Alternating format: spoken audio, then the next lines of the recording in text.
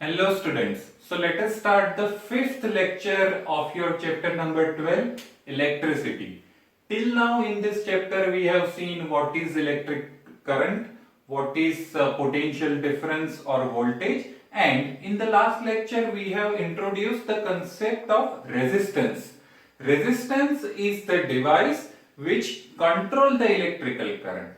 So in this lecture, in today's lecture, we are going to discuss on what are the various factors on which the resistance of a wire or resistance of a conductor depends.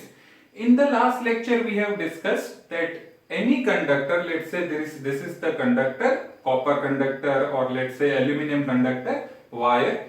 So it has got the fixed value of resistance, let's say it is 1 ohm or 2 ohm or 5 ohm, but by changing the dimension of the wire, does the resistance of that conductor changes? Let us see. So yes, topic is the factor on which the resistance of the conductor depends. And let us start our discussion with the activity. So here you can see the electrical circuit. A battery is connected. There is a key and ammeter. Now there is a gap between X and Y, and in between this gap we are going to connect different wires. Now remember one thing here, that this wire which we are going to connect here is made up of the same material. Let us presume it is made up of the copper. The only difference is here in first case it is, let's say, the wire AB of let's say the length is 10 centimeter. Here length has been doubled, let's say it is 20 centimeter, and here the length is same 10 centimeter, but thickness, that means the diameter has been increased. Let's say in first and second case it is the diameter, let's presume that is 1 centimeter square here, 1 centimeter square here, let us here it is a 2 centimeter square. So let us start the activity. So first of all I am connecting this. So in between this I am connecting wire AB here, and circuit has been completed. So emitter emitter will note down some reading, and let's say that reading is 4 mA. Okay, voltage is always fixed. This is the fixed voltage value, 6 volt. Now we are disconnecting this and we are connecting this wire which is of the double length. So I am disconnecting it and I am connecting AB something somewhere like this. So it is, the length is double. And once again the circuit has been connected, and the ammeter reading, let's say this ammeter reading is 2 ampere. Once again I am disconnecting it and connecting this thicker wire. So let's say I am connecting it, this thicker wire is there, A and B. The wire is thicker. Okay. And once again I am noting the ammeter reading, and it is, this time is a 6 ampere. So in three different cases the ammeter reading is changed, though the material of the wire in all three cases has same. Okay, so can we calculate the value of resistance? Yes, we can. We know the Ohm's law, V is equal to I into R. So R is equal to V upon I. So voltage in the first case is 6 divided by 4. So it is 3 divided by 2. So it is 1.5 ohm. In the second case it is, let's say, V upon I. So 6 by 2 is equal to 3 ohm. And in the third case it is 6 upon the 6 is equal to 1 ohm. Okay. So here can you see that value of the resistances of the wire in all three different cases is different. When length of the wire was 10 centimeter, it is 1.5 ohm. When length of the wire has been doubled, it is 3 ohm. That means resistance has also been increased. And when the diameter or the cross sectional area of the wire has been increased, the resistance has been decreased. So can we guess, can we correlate anything between the length of the wire, cross sectional area of the wire and its resistances? Yes, we can. So we have here direct relationship like resistance of the wire, number one, directly proportional to length of the wire. That means if the length of the wire increases, the resistance of the wire is also increases. For example, if length of the wire is 1 meter and its resistance is 5 ohm, if length of the wire is 8 meter, resistance will also increase. It would be more than 5 ohm. The second thing, the resistance of the wire is inversely proportional to area of the wire. That means the thicker wire will be having a lower resistance and thinner wire will be having a higher resistance. So if the cross sectional area is, let's say, 1 centimeter square and let's say the resistance is 5 ohm, if cross sectional area is 3 centimeter square, resistance should be less than 5 ohm because it is a inversely proportional. Here it is a directly proportional. So is it clear? Now, so we can form the mathematical relationship. The length resistance is directly proportional to length of the wire. So R proportional to A, and it is inversely proportional to cross sectional area of the wire. So R is inversely proportional to 1 over A. Combining these two, R is proportional to L upon A. And if we want to remove this proportionality constant, we have to put some constant. So this is R is equal to rho L upon A. So rho is nothing but the resistivity, electrical resistivity of the material.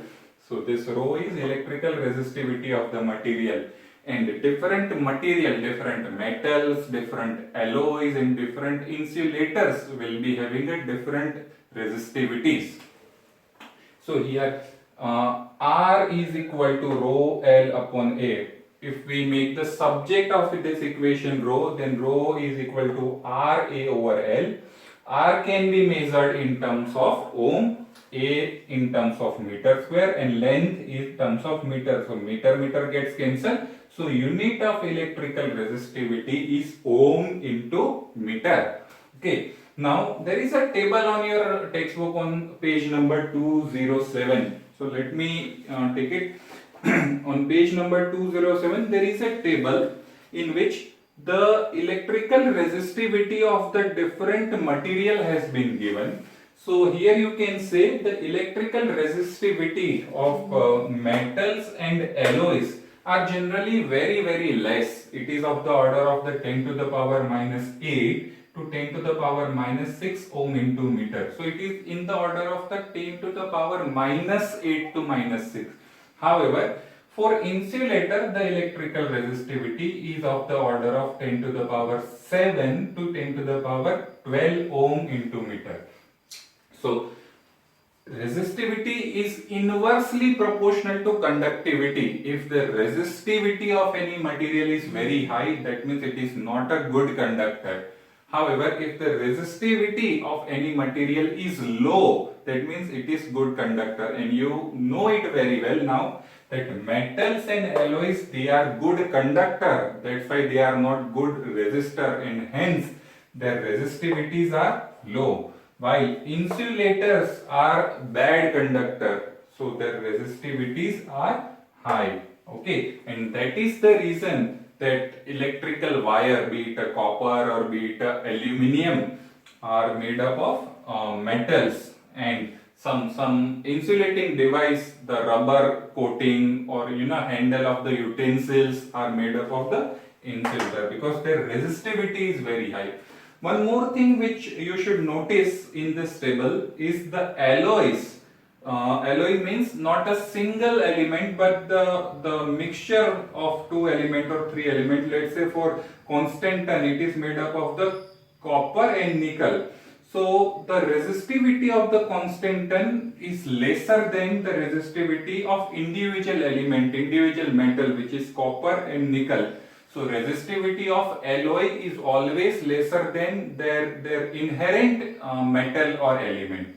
Okay, now let us discuss some of the example today. So example number 12.3 is very simple and directly you can calculate using Ohm's law. So we are not calculating this. Example number 12.4 In 12.4 it is given that potential difference between the terminal of electrical heater is 60 volt and it draws a current of 4 ampere from the source. So voltage potential difference is 60 volt and the current is 4 ampere. What current will the heater draw if the potential increase to 120 volt? Okay, so in the same circuit, if potential is increased to 120 volt, then what should be the value of current? So first of all, using this Ohm's law, we have to calculate the resistance first. So resistance R is equal to V upon I. So it is 60 upon 4 and it is 15 ohm. So 15 ohm is the value of resistance and which will remain fixed.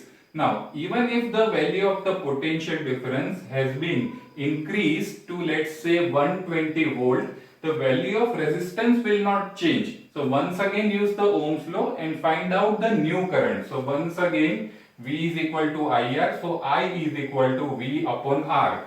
So I is equal to V upon R. Now the new value of potential difference is 120 and value of this resistance is 15. So this is 8 ampere. Is this clear? Let us move further. Example number 12.5. Here it is given that the resistance of the metal wire of length 1 meter is 26 ohm at 20 degrees centigrade. If the diameter of wire is 0.3 mm, what will be the resistivity of the metal at that temperature? And using the table 12.2, predict the material of the wire. So here length is given, which is 1 meter, diameter is given, resistance is given, and we have to find the resistivity. This thing we have to find. Here also temperature is given, it is a 20 degree centigrade, but it is given just to, for the information. It has no role to play over here. Okay. So first of all, L is equal to 1 meter, D is diameter and it is given in millimeter. So first of all, we have to convert anything in meter or kilogram or second, that is in the SI unit. So diameter is, I can write 0.3 into 10 raised to minus 3 mm. Okay. Now we know this equation, R is equal to rho L upon A. So rho is equal to RA upon L. So rho is equal to RA upon L. Now what is A? Generally when A is not given, the shape of the wire is not given, we presume that it is circular. And what is the area of the circle? It is pi r square. So R into pi r square upon L. Okay. So R is given, yes, it is given 26 into pi is, let's say, 22 by 7. Now R is not given, but diameter is given, so it is, let's say, 0.3 into 10 to the power minus 3 by 2 square, and L is 1. So by solving it mathematically, you will get this value, which is equal to 1.84 into 10 to the power minus 8.